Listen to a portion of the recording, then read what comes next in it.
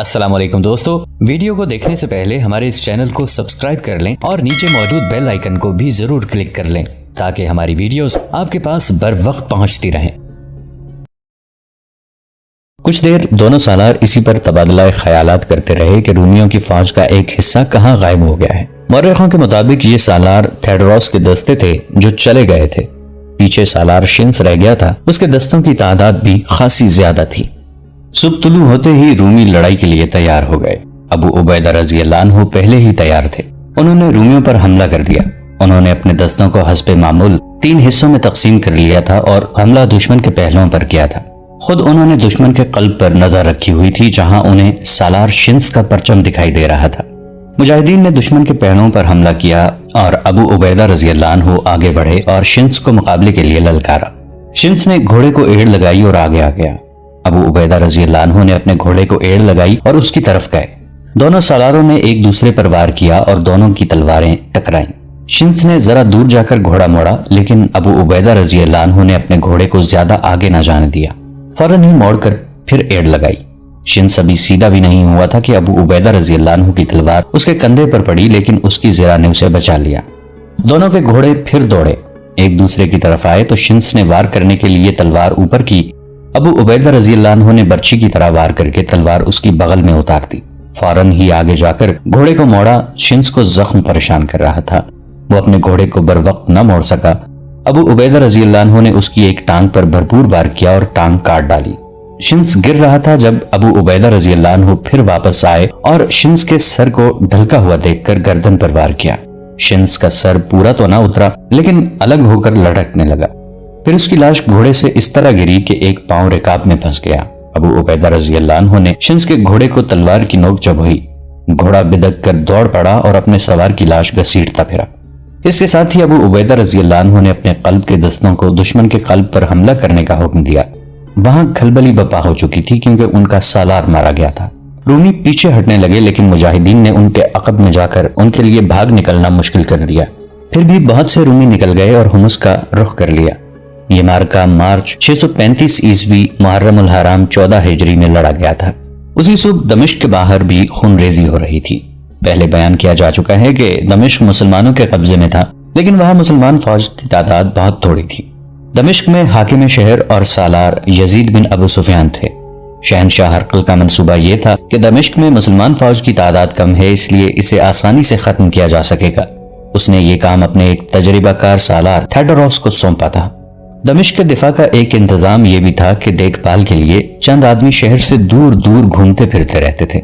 उस सुबह यजीद बिन अबू सुफियान को इत्तला मिली कि रूमी फौज आ रही है। दमिश्क पर हर लम्हा हमले की तवक्को रहती थी। रूमी कोई ऐसे गए गुजरे तो नहीं थे कि अपनी शहनशाही का खोया हुआ इतना बड़ा शहर वापस लेने की कोशिश न करते। यजीद बिन अबी सुफियान हर वक्त तैयारी की हालत में रहते थे। उन्होंने रूमी फौज के आने की इत्तला मिलते ही अपने दस्ते को शहर से बाहर सफ आरा होने का हुक्म दे दिया। मौर्रिखों ने लिखा है कि मुसलमान मुहासरे में लड़ने के आदी नहीं थे। उन्हें मुहासरा करने का तजर्बा था। महसूर होकर लड़ने का उन्हें कोई तजर्बा भी नहीं था और उन्हें महसूर होना पसंद भी नहीं था। वो मैदान में अपने से कई गुना ताकतवर दुश्मन से भी लड़ जाते थे। रूमी चूंकि जनूब मगरिब की तरफ से आ रहे थे, इसलिए यजीद ने अपने दस्ते को उसी समत जंगी तरतीब में खड़ा कर दिया। रूमी फौज सामने आई तो पता चला कि उसकी तादाद कई गुना ज्यादा है। इन रूमी दस्तों का सालार थेडरोस था। वो अंताकिया से बैरूत के रास्ते दमिश्क को फतह करने आ रहा था। जब मर्ज रूम पहुंचा तो अबू उबैदा और खालिद रज़ी अल्लाह अन्हुम की ज़ेर क़यादत मुजाहिदीन की फौज आ गई। उसे दमिश्क पहुंचना था, वो वक्त जाया नहीं कर सकता था। मौर्रिख वाक़दी इब्ने हशाम और अबू सईद लिखते हैं कि उसने बड़ी कारगर तरकीब सोच ली। एक ये कि मुसलमानों के सामने मर्ज रूम में सफ आरा रहा, लेकिन लड़ाई से गुरेज करता रहा। रात हो गई तो निहायत खामोशी से अपने दस्तों को दमिश्क ले गया। रूमी सालार शिन्स पीछे रह गया। उसके जिम्मे ये काम था कि अबू उबैदा और खालिद रज़ी अल्लाह अन्हुम के दस्तों को यहीं रोके रखे। इस मकाम से दमिश्क 20 मील भी नहीं था। थेडरोस सुबह के वक्त दमिश्क के मज़ाफ़ात तक पहुंच गया। वो जब दमिश्क के करीब गया तो मुसलमानों को किले के बाहर मुंतजर पाया। ये दमिश्क के दिफाई दस्ते थे जिनके सालार यजीद बिन अबू सुफियान रज़ी अल्लाह अन्हु थे। थेडरोस को मालूम था कि दमिश्क के दिफा में मुसलमानों की यही नफरी है जो बाहर खड़ी है। उसने अपने दस्तों को ललकार कर कहा कि अरब के इन बद्दों को कुचल डालो, दमिश्क तुम्हारा है। मुजाहिदो, यजीद बिन अबू सुफियान ने अपने दस्तों से बड़ी ही बुलंद आवाज से कहा। دمشق تمہاری آبرو ہے، دشمن شہر کی دیوار کے سائے تک بھی نہ پہنچے، کفر کے طوفان کو شہر سے باہر روک لو۔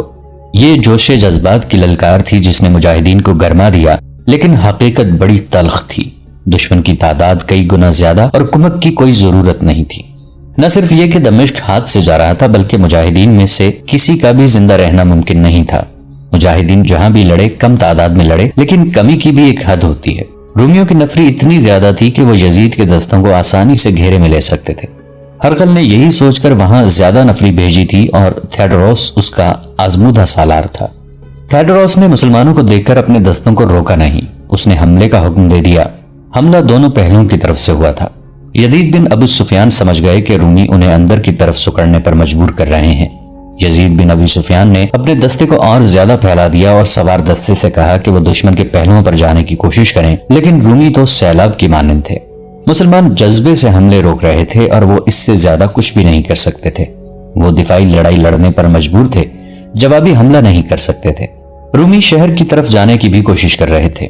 یزید نے اس کا انتظام پہلے ہی کر رکھا تھا۔ انہوں نے شہر کے ہر دروازے کے سامنے اور کچھ دور تیر انداز کھڑے کر رکھے تھے اور ان کے ساتھ تھوڑی تھوڑی تعداد میں گھڑ سوار بھی تھے۔ سورج سر کے اوپر آ گیا، آدھا دن گزر گیا تھا۔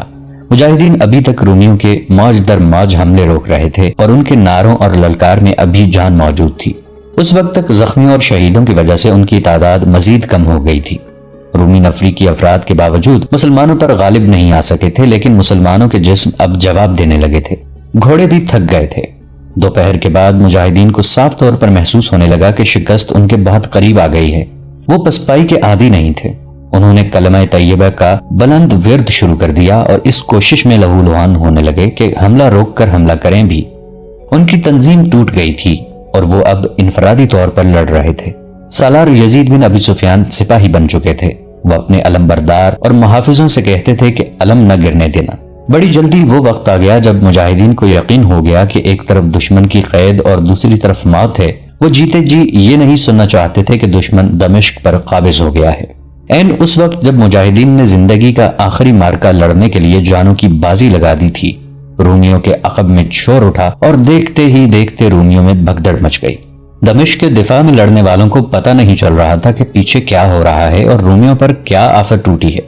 ان کی تنظیم درہم برہم ہو گئی اور ان کے حملے بھی ختم ہو گئے۔ اسلام کے جانثارو، یزید بن ابی سفیان رضی اللہ عنہ نے بلند آواز سے کہا، اللہ کی مدد آ گئی، حوصلے بلند رکھو۔ حقیقت یہ تھی کہ یزید کو معلوم ہی نہیں تھا کہ رومیوں کے عقب میں کیا ہو رہا ہے۔ انہوں نے رومیوں پر حملے کا حکم دے دیا۔ رومیوں کو تو حملہ روکنے کا بھی ہوش نہیں رہا۔ یزید بن ابی سفیان پہلو کی طرف نکل گئے۔ محافظ ان کے ساتھ تھے، وہ رومیوں کے عقب میں جا رہے تھے۔ شور و غوغا اس قدر زیادہ تھا کہ اپنی آواز بھی نہیں سنائی دیتی تھی۔ صرف یہ پتا چلتا تھا کہ رومیوں میں بھگدڑ اور افراتفری بپا ہو گئی ہے۔ کچھ اور آگے گئے تو یزید کے کانوں میں آواز پڑی، انا فارس الضدید، انا خالد بن ولید۔ دشمن کے محافظوں، یزید بن ابی سفیان گلا پھاڑ پھاڑ کر اعلان کرتے پیچھے آئے، خدا کی قسم ابن الولید آ گیا ہے، ابو سلیمان پہنچ گیا ہے، اللہ کی مدد پہنچ گئی ہے، اللہ کو پکارنے والوں، اللہ نے ہماری سن لی ہے، خدا کی قسم رومی اپنی قبروں پر لڑ رہے ہیں، فتح حق پرستوں کی ہوگی۔ اس دور کی تحریری روایات سے پتہ چلتا ہے کہ یزید پر دیوانگی طاری ہو گئی تھی اور ایسی ہی دیوانگی ان کے دستے پر طاری ہو گئی اور اس کے ساتھ ہی رومیوں کا قتل عام شروع ہو گیا۔ یزید بن ابی سفیان کے لیے خالد رضی اللہ عنہ کا آ جانا ایک معجزہ تھا، لیکن خالد رضی اللہ عنہ اتنی جلدی آ کیسے گئے؟ ہم پھر گزشتہ رات مرجر روم میں چلتے ہیں، جہاں خالد رضی اللہ عنہ چھپ چھپ کر رومیوں کے کیمپ دیکھ رہے ہیں۔ انہوں نے دیکھا کہ رومیوں کی فوج کا وہ حصہ جو دن کے وقت ان کے سامنے صف آ رہا تھا وہاں نہیں ہے۔ خالد رضی اللہ عنہ کو یقین ہو گیا کہ یہ حصہ کہیں چلا گیا ہے، تو انہوں نے سالار اعلیٰ ابو عبیدہ رضی اللہ عنہ سے بات کی۔ خالد دور اندیش تھے، انہیں شک ہوا کہ رومیوں کی فوج کا یہ حصہ دمشق کی جانب گیا ہے اور رومیوں کا مقصد صرف یہ ہو سکتا ہے کہ دمشق پر قبضہ کر لیا جائے۔ ہرقل معمولی دماغ کا آدمی نہیں۔ خالد رضی اللہ عنہ نے ابو عبیدہ رضی اللہ عنہ سے کہا، اسے معلوم ہوگا کہ دمشق میں ہماری نفری بہت تھوڑی ہے، میں اس کے سوا اور کچھ نہیں سمجھ سکتا کہ دمشق خطرے میں ہے۔ اگر تو مجھے اجازت دے تو میں دمشق پہنچ جاؤں۔ تجھ پر اللہ کی سلامتی ہو ابو سلیمان۔ ابو عبیدہ رضی اللہ عنہ نے کہا، میں تجھے اجازت دیتا ہوں اور تجھے اللہ کے سپرد کرتا ہوں، یہ جو رومی پیچھے رہ گئے ہیں انہیں میں سنبھال لوں گا۔ خالد رضی اللہ عنہ نے ایک لمحہ بھی ضائع نہ کیا، اپنے سوار دستے کو تیار کر کے دمشق کو روانہ ہو گئے۔ راستے میں کئی نشانیاں اور کئی آثار انہیں یقین دلاتے رہے کہ اس راستے پر ایک فوج گزری ہے۔ تھیڈروس آدھی رات سے پہلے مرج الروم سے روانہ ہو گیا۔ خالد رضی اللہ عنہ رات کے آخری پہر روانہ ہوئے اور دمشق اس وقت پہنچے جب مسلمان ہاری ہوئی جنگ لڑ رہے تھے اور انہیں کمک کی ذرا سی بھی توقع نہیں تھی۔ خالد رضی اللہ عنہ کو وہاں وہی نظر آیا جو انہوں نے سوچا تھا۔ انہوں نے عقب سے رومیوں پر حلہ بول دیا۔ خالد رضی اللہ عنہ کو رومیوں کا پرچم نظر آیا تو اپنے محافظوں کے ساتھ وہاں جا پہنچے۔ انہیں تھیڈروس بوکھلاہٹ کے عالم میں دکھائی دیا۔ اسے دمشق اپنے قدموں میں پڑا نظر آ رہا تھا۔ وہ اس کے ہاتھ سے نکل گیا تھا اور اس کی فوج فتح کے قریب پہنچ کر کٹنے لگی تھی۔ میں رومیوں کا قاتل ہوں، خالد رضی اللہ عنہ نے تھیڈروس کو للکارا۔ میں وہیں سے آیا ہوں جہاں سے رات کو تو آیا تھا۔ تھیڈروس نے تلوار نکال لی۔ دونوں سالاروں کے محافظ الگ الگ ہٹ گئے۔ خالد رضی اللہ عنہ نے تھیڈروس کے 2-3 وار بیکار کر دیے اور اس کے ارد گرد گھوڑا دوڑاتے رہے۔ تھیڈروس کو بھرپور وار کرنے کے لیے موزوں پوزیشن نہیں مل رہی تھی۔ وہ خالد رضی اللہ عنہ کے رحم و کرم پر تھا۔ وہ مانا ہوا جنگجو سالار تھا، لیکن اس کا مقابلہ ایسے سالار کے ساتھ آ پڑا تھا جو ہر لمحہ شکار کی تلاش میں رہتا تھا۔ آخر اس نے بڑے غصے میں خالد رضی اللہ عنہ تک پہنچنے کی کوشش کی، لیکن خالد رضی اللہ عنہ نے ایک پینترا بدل کر اپنے آپ کو تھیڈروس کی زد سے دور کر لیا اور دوسرے پینترے میں ایسا وار کیا کہ تھیڈروس گھوڑے پر ہی دوہرا ہو گیا۔ خالد رضی اللہ عنہ کے دوسرے وار نے اسے ختم کر دیا۔ اب رومیوں کے کرنے کا ایک ہی کام رہ گیا تھا کہ بھاگیں اور اپنی جانیں بچائیں۔ وہ رومی خوش قسمت تھے جو زندہ نکل گئے۔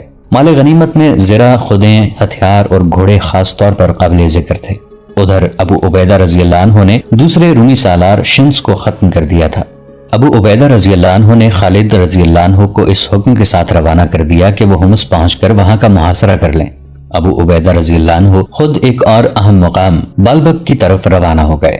توقع یہ تھی کہ ان دونوں جگہوں کا محاصرہ طول پکڑے گا اور مقابلہ بڑا سخت ہوگا، لیکن مورخوں کے مطابق مسلمانوں کی تلوار کی دہشت وہ کام نہیں کر سکتی تھی جو ان کے حسن اخلاق نے کیا۔ مسلمان جدھر جاتے وہاں کے لوگوں میں پہلے ہی مشہور ہو چکا ہوتا کہ مسلمان کسی پر کوئی زیادتی نہیں کرتے اور انہی شرطوں کے پابند رہتے ہیں جو وہ پیش کرتے ہیں۔ اس دور کی فاتح فوجیں سب سے پہلے مفتوح شہر کی خوبصورت عورتوں پر حلہ بولتی تھیں، پھر لوگوں کے گھر لوٹ لیتی اور گھروں کو آگ لگا دیتی تھیں۔ یہ اس زمانے کا رواج تھا اور اسے فاتح فوجوں کا حق سمجھا جاتا تھا، لیکن مسلمانوں نے اس رواج کو نہ اپنایا بلکہ نہتے لوگوں کی عزت و آبرو اور جان و مال کی حفاظت کی۔ اسی کا نتیجہ تھا کہ ابو عبیدہ رضی اللہ عنہ بالبک پہنچے اور شہر کا محاصرہ کیا تو وہاں جو رومی دستہ تھا اس نے غیر مشروط طور پر ہتھیار ڈال دیے۔ خالد رضی اللہ عنہ نے حمص کا محاصرہ کیا تو رومی سالار بربیس باہر آ گیا اور امن کے سمجھوتے کی پیشکش کی۔ ابو عبیدہ رضی اللہ عنہ بھی پہنچ چکے تھے۔ ان کے حکم سے رومی سالار سے 10,000 دینار اور زربفت کی 100 قباؤں کا مطالبہ کیا گیا جو رومی سالار نے قبول کر لیا۔ معاہدہ یہ ہوا کہ مسلمان 1 سال تک حمص پر حملہ نہیں کریں گے اور اگر اسی دوران روم کی فوج نے اس علاقے میں مسلمانوں کے خلاف کوئی معمولی سی بھی جنگی کارروائی کی تو مسلمان صلح کے معاہدے کو منسوخ سمجھ کر جوابی کارروائی کریں گے۔ اس معاہدے پر دستخط ہوتے ہی شہر کے دروازے کھل گئے اور مسلمان فوج داخل ہوئی۔ مورخ ابن اسیر لکھتا ہے کہ حمص کے لوگ یہ دیکھ کر حیران ہوئے تھے کہ مسلمان دکانوں میں جاتے اور جو چیز لیتے اس کی قیمت ادا کرتے تھے۔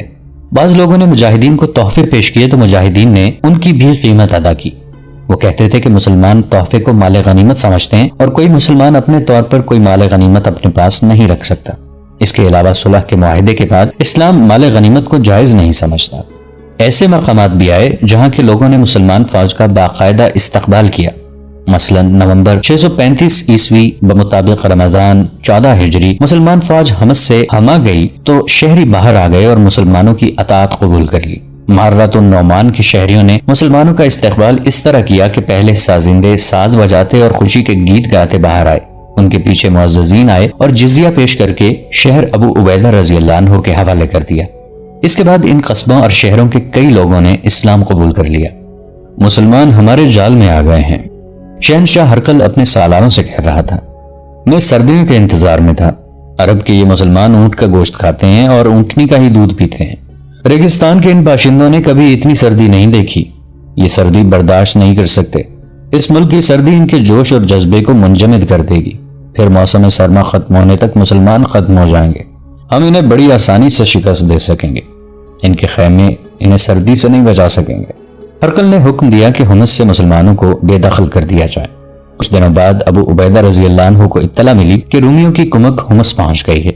رومیوں کی اس کارروائی کے بعد حمص کا معاہدہ ٹوٹ گیا تھا۔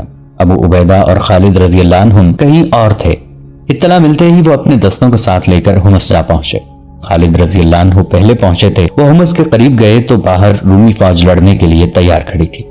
خالد رضی اللہ عنہ نے اس فوج پر حملہ کر دیا۔ رومی پیچھے ہٹتے گئے اور قلعے میں داخل ہو کر انہوں نے دروازے بند کر دیے۔ اس کے فوراً بعد ابو عبیدہ رضی اللہ عنہ بھی اپنے دستوں کے ساتھ آن پہنچے۔ ابو سلیمان، ابو عبیدہ رضی اللہ عنہ نے خالد رضی اللہ عنہ سے کہا، یہ محاصرہ تیرا ہے اور تو اس کا سالار ہے۔ یہ ایک بہت بڑا اعزاز تھا جو ابو عبیدہ رضی اللہ عنہ نے خالد کو دیا۔ خلیفۃ المسلمین کے احکام کے مطابق سالار اعلیٰ ابو عبیدہ رضی اللہ عنہ ہی تھے۔ یہ دسمبر کا مہینہ تھا۔ سردی کا عروج شروع ہو چکا تھا۔ مسلمان اتنی زیادہ سردی کے عادی نہیں تھے، ان پر سردی بڑا برا اثر کر رہی تھی۔ یہ سب سے بڑی وجہ تھی کہ محاصرہ طول پکڑتا گیا۔ اس دوران خلیفۃ المسلمین کا حکم آ گیا، اس کے تحت کچھ دستے عراق کو بھیجنے تھے۔ یہ دستے چلے گئے تو رومی سمجھے کہ مسلمان محاصرہ اٹھا رہے ہیں، لیکن ایسا نہ ہوا۔ رومی یہی توقع لیے قلعے میں بیٹھے رہے کہ مسلمان محاصرہ اٹھا لیں گے۔ مارچ 636 عیسوی کا مہینہ آ گیا۔ سردی کی شدت ختم ہو چکی تھی۔ رومی سالار ہربیس روم کے شاہی خاندان کا آدمی تھا۔ اسے کسی کے حکم کی ضرورت نہیں تھی۔ اس نے اپنے نائب سالاروں اور کمانداروں سے کہا کہ سردی کا موسم گزر گیا ہے، بیشتر اس کے کہ مسلمانوں کو کمک مل جائے اور یہ سردی سے بھی سنبھل جائیں، ان پر حملہ کر دیا جائے۔ چنانچہ ایک روز شہر کا ایک دروازہ کھلا اور 5000 نفری کی رومی فوج نے باہر آ کر مسلمانوں کے اس دستے پر حملہ کر دیا جو اس دروازے کے سامنے موجود تھا۔ حملہ بڑا تیز اور شدید تھا۔ مسلمان اس حملے کے لیے پوری طرح تیار نہیں تھے۔ اس کے علاوہ ان پر سردی کا بھی اثر تھا، اس لیے وہ مقابلے میں جم نہ سکے۔ پیچھے ہٹ کر وہ منظم ہوئے اور آگے بڑھے، لیکن رومیوں کے دوسرے حملے نے انہیں پھر بکھیر دیا۔ ابو سلیمان، ابو عبیدہ رضی اللہ عنہ نے خالد رضی اللہ عنہ سے کہا، کیا تو دیکھتا رہے گا کہ رومی فتح یاب ہو کر واپس قلعے میں چلے جائیں؟ خالد رضی اللہ عنہ تماشا دیکھنے والوں میں سے نہیں تھے، لیکن وہ اس دروازے کے سامنے سے ہٹ نہیں سکتے تھے جس کے سامنے وہ موجود تھے۔ پھر بھی انہوں نے اپنا سوار دستہ ساتھ لیا اور رومیوں پر حملہ کر دیا۔ رومیوں نے جم کر مقابلہ کیا اور سورج غروب ہو گیا۔ رومی قلعے میں چلے گئے۔ ان کی بہت سی لاشیں اور شدید زخمی پیچھے رہ گئے۔ دوسرے دن ابو عبیدہ رضی اللہ عنہ نے سالاروں کو بلایا۔ کیا تم نے خود محسوس نہیں کیا کہ کل رومیوں نے باہر آ کر حملہ کیا تو ہمارے آدمی بے دلی سے لڑے؟ ابو عبیدہ رضی اللہ عنہ نے شکایت کے لہجے میں کہا، کیا ہم میں ایمان کی حرارت کم ہو گئی ہے؟ سردی سے صرف جسم ٹھنڈے ہوتے ہیں۔ سالار اعلیٰ خالد رضی اللہ عنہ نے کہا، ہمارے آدمی بے دلی سے نہیں لڑے۔ دراصل جن رومیوں نے حملہ کیا تھا وہ ان رومیوں سے زیادہ جرأت اور ہمت والے تھے جن سے ہم اب تک لڑتے رہے ہیں۔ پھر تو ہی بتا ابو سلیمان، ابو عبیدہ رضی اللہ عنہ نے پوچھا، ہمیں اتنے لمبے محاصرے میں یہیں بیٹھے رہنا چاہیے؟ نہیں ابو عبیدہ، خالد رضی اللہ عنہ نے کہا، کل صبح ہم محاصرہ اٹھا لیں گے۔ دوسرے سالاروں نے حیرت سے خالد رضی اللہ عنہ کی طرف دیکھا۔ ہاں میرے دوستو، خالد رضی اللہ عنہ نے کہا، کل ہم یہاں نہیں ہوں گے اور میری تجویز غور سے سن لو۔ خالد رضی اللہ عنہ نے انہیں محاصرہ اٹھانے کے متعلق کچھ ہدایات دی۔ اگلی صبح شہر کے دیوار کے اوپر سے آوازیں آنے لگی، وہ جا رہے ہیں، محاصرہ اٹھ گیا ہے، وہ دیکھو مسلمان جا رہے ہیں۔ سالار ہربیس کو اطلاع ملی تو وہ دوڑتا ہوا دیوار پر آیا۔ اس کے ساتھ بڑا پادری تھا۔ سردی نے اپنا کام کر دیا ہے، ہربیس نے کہا، ان میں لڑنے کی ہمت نہیں رہی، میں انہیں زندہ نہیں جانے دوں گا، ان کے تعاقب میں جاؤں گا، انہیں ختم کر کے آؤں گا۔ محترم سالار، پادری نے کہا، مجھے یہ مسلمانوں کی چال لگتی ہے، یہ منہ موڑنے والی قوم نہیں۔ وہ دیکھو، وہ اپنی بیوی اور بچوں کو یہیں چھوڑ گئے ہیں۔ میں دیکھ رہا ہوں، ہربیس نے کہا، اپنی بیوی اور بچوں کو وہ ہمارے لیے چھوڑ گئے ہیں، ان کی حفاظت کے لیے انہوں نے بہت کم سپاہی پیچھے چھوڑے ہیں، وہ سامان باندھ رہے ہیں لیکن انہیں ہم جانے نہیں دیں گے۔ میں پہلے ان کے تعاقب میں جاؤں گا جو حوصلہ ہار کر چلے گئے ہیں۔ ہربیس نے فوراً 5000 سوار تیار کیے اور ابو عبیدہ رضی اللہ عنہ اور خالد رضی اللہ عنہ کے دستوں کے تعاقب میں روانہ ہو گیا۔ انہوں نے 2-2.5 میل فاصلہ طے کر لیا تھا جب رومی ان تک پہنچ گئے۔ جو ہی ہربیس اپنے دستے کے ساتھ مسلمانوں کے قریب پہنچا، مسلمان اچانک 2 حصوں میں بٹ گئے۔ خالد رضی اللہ عنہ نے گزشتہ روز سالاروں کو یہی بتایا تھا کہ رومی ان کے تعاقب میں ضرور آئیں گے اور انہیں گھیرے میں لے کر ختم کرنا ہے۔ اس کے مطابق مسلمان چلتے چلتے 2 حصوں میں بٹ گئے۔ ایک حصہ دائیں کو ہو کر پیچھے کو مڑا اور دوسرا بائیں ہو کر گھوم گیا۔ رومی ایسی صورتحال کے لیے تیار نہیں تھے، وہ بوکھلا گئے۔ مسلمانوں نے انہیں گھیرے میں لے لیا۔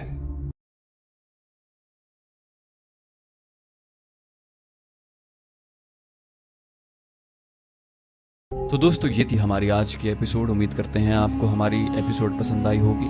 جانے سے پہلے اس ویڈیو کو لائک، شیئر اور کامنٹ کرنا مت بھولیے. اور اگر آپ ہمارے چینل پر نئے ہیں تو اسے سبسکرائب کیجئے اور بیل آئیکن پر کلک کیجئے تاکہ آپ کو تمام ویڈیوز فوراً ملتی رہیں. اگلی ویڈیو تک کے لیے اپنا خیال رکھیے. اللہ حافظ.